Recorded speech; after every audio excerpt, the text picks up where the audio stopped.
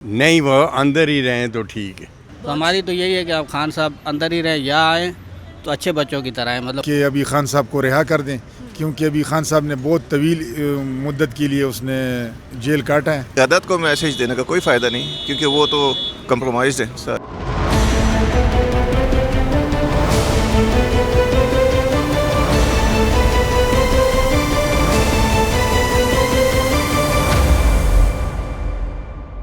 अस्सलाम वालेकुम, मैं हूँ आपके साथ रिमशा आरिफ और आप देख रहे हैं प्रोग्राम VNU। आज हम लोगों से जानेंगे कि हमने देखा कि डील की बातें चल रही हैं, खान साहब की रिहाई की बातें चल रही हैं और फिर कहा यह जाता है कि शायद खान साहब की रिहाई के लिए उनकी पार्टी इतनी सीरियस नहीं है।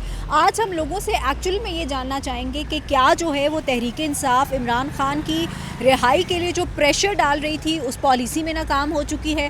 खान साहब की रिहाई में सबसे बड़ी रुकावट कौन है, और कहा यह जाता है कि खान साहब की रिहाई में जो बड़ी रुकावट है वो उनकी बहन अलीमा खान को ज़िम्मेदार ठहराया जाता है।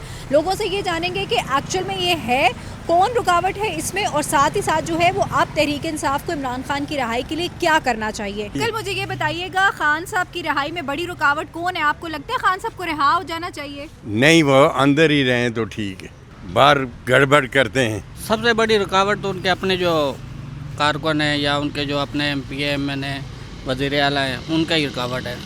क्योंकि खान साहब बाहर आ जाते तो वो किसी काम के नहीं रहेंगे, तो इस टाइम उनका होल्ड है। खान साहब के अंदर होने से आप देख लें, हर जगह आपको अमन नज़र आएगा, रास्ते खुले नज़र आएंगे। सोचना चाहिए कि पिछले जो हमने कदम उठाए क्या उनसे हमें कोई फ़ायदा हुआ है? उनसे यही हुआ कि आवाम उनसे दूर हो गई। आप देख सकते हैं कि पहले खान साहब का एक नाम होता था तो पूरा इस्लामाबाद, पिंडी, पंजाब में आवाम निकलती थी। जब से आवाम ने अमन देखा है, सुकून देखा है, तो अब भी कॉल दी हुई है खान साहब की एहतजाज की, पर पंजाब में आप देख लें कोई नहीं निकला, इस्लामाबाद में कोई नहीं निकला, सिर्फ KPK जहाँ पे उनकी गवर्नमेंट है वहीं पे आवाम निकली है। पहले जो हुकूमत इमरान खान साहब की आई है तो इन्होंने भी गलती की है ना, दूसरी हुकूमत के साथ। जिस तरह जरदारी साहब हैं, उनकी बहन को इन्होंने जो है ना बंद किया, उनको बंद किया। तो उन्होंने उस वक्त अपनी तकरीर में भी कहा था कि हम तो बर्दाश्त कर लेंगे लेकिन आप बर्दाश्त नहीं कर सकेंगे। तो ये गलत है, क्योंकि जब भी कोई मसला आता है तो ये नया इशू खड़ा कर देते हैं। तो मुझे तो हो सकता है इनके रहनुमाई इसी में शामिल हो। को चाहिए कि अभी खान साहब को रिहा कर दें, क्योंकि अभी खान साहब ने बहुत तवील मुद्दत के लिए उसने जेल काटा है।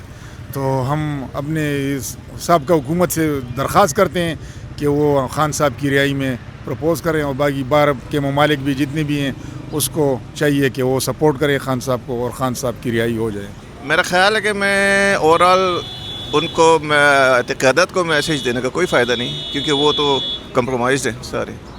आम पब्लिक में से अब किसी को एक लीडर लेस के तौर पे या कोई नई क़यादत को आना पड़ेगा सामने, तभी कुछ हो सकेगा। जी, तो जैसे आपने लोगों से सुना कि बहुत से लोगों का ये कहना है कि जो क़यादत है तहरीक इंसाफ की, वो खान साहब की रिहाई के लिए जो प्रेशर डाल रही थी उसमें बुरी तरह नाकाम हुई है। और कुछ लोगों ने ये कहा कि खान साहब की रिहाई में उनकी बहनें रुकावट हैं, कुछ का ये कहना था कि आवाम रुकावट है इसमें। और साथ ही साथ उन्होंने एक तहरीक इंसाफ की क़यादत को एक मैसेज दिया कि जो क़यादत में से कोई नया बंदा उभर के सामने आएगा तो शायद तब खान साहब की रिहाई मुमकिन हो सकती है, अदरवाइज़ जो है वो लोग बड़े मायूस दिखाई दिए गए। उन्होंने कहा कि तहरीक इंसाफ बुरी तरीके से नाकाम हो चुकी है, और कुछ ने ये भी कहा कि खान साहब को अंदर ही रहना चाहिए। अब देखना ये है कि खान साहब की रिहाई कब तक मुमकिन होती है और तहरीक इंसाफ अपना अगला लाहे अमल क्या देती है।